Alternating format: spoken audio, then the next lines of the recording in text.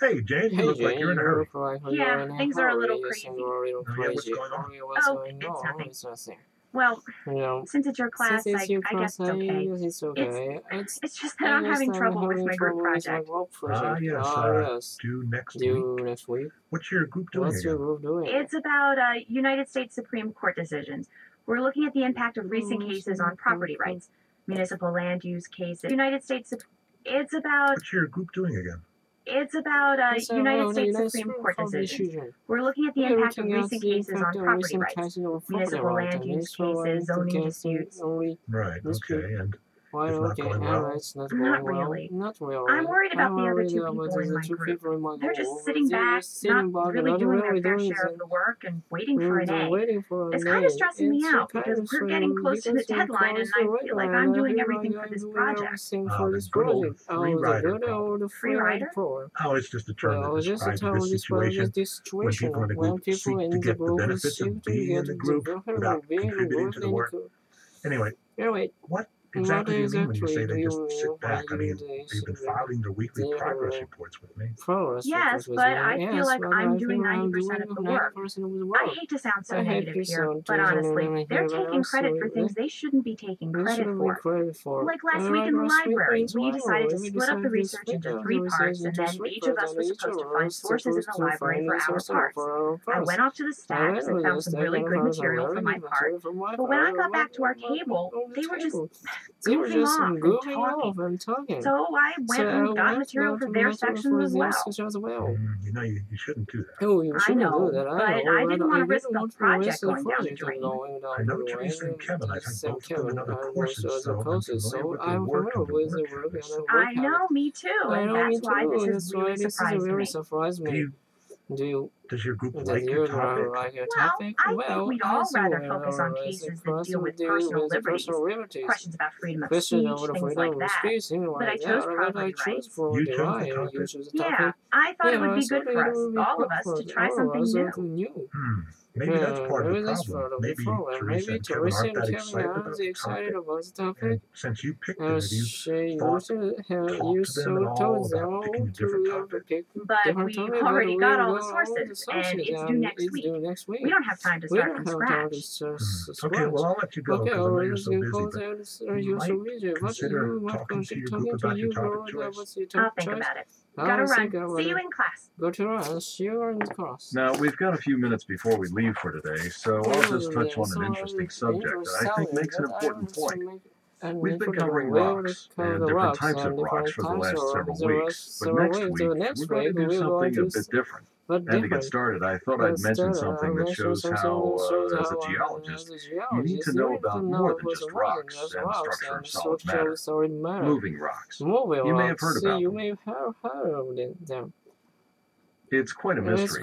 Death Valley is this desert plain, a dry lake bed in California surrounded by mountains, and on the desert floor are these huge rocks, some of them hundreds of pounds, and they move. They leave long trails behind them, tracks you might say, as they move from one point to another. But nobody has been able to figure out how they're moving, because no one has ever seen it happen. Now, there are a lot of theories, but all we know for sure is that people aren't moving the rocks. There are no footprints, no tire tracks, and no heavy machinery, like a bulldozer. Nothing was ever brought in to move these heavy rocks. So what's going on? Theory number one, wind. Some researchers think powerful windstorms might move the rocks. Most of the rocks move in the same direction as the dominant wind pattern, from southwest to northeast. But some, and this is interesting, move straight west, while some zigzag, or even move in large circles. How can that be? How about wind combined with rain? The ground of this desert is made of clay. It's a desert, so it's dry. But when there is the occasional rain, the clay ground becomes extremely slippery.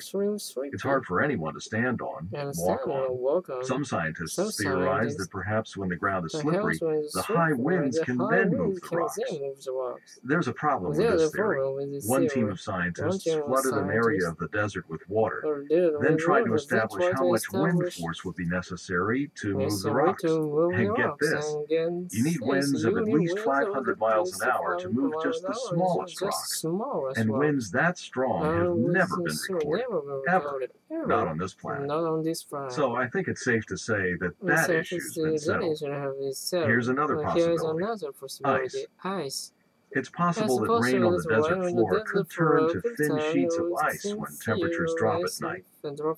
So if rocks become embedded in ice, okay, could a piece of ice with rocks in it be pushed around by the wind? But there's a problem with this theory too. Rocks trapped in ice together would have moved together when the ice moved.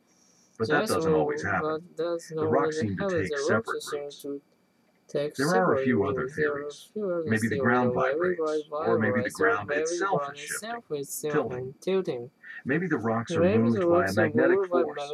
But sadly, all these ideas have been eliminated as possibilities. There's just no evidence. I bet you're saying to yourself, well, why don't scientists just set up video cameras to record what actually happens? The thing is, this is a protected wilderness area, so by law, that type of research isn't allowed. Besides, in powerful windstorms, sensitive camera equipment would be destroyed. So why can't researchers just live there for a while until they observe the rocks moving? Same reason. So where are we now? Well, right now we still don't have any answers. So all this leads back to my main point. You need to know about more than just rocks as geologists. The researchers studying moving rocks, well, they combine their knowledge of rocks with knowledge of wind, ice, and such. Not successfully, not yet, but you know.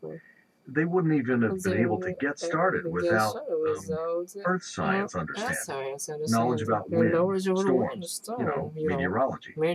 You need to understand physics. So for several weeks, like I said, we'll be addressing geology from a wider perspective. I guess that's all for today. See you next time.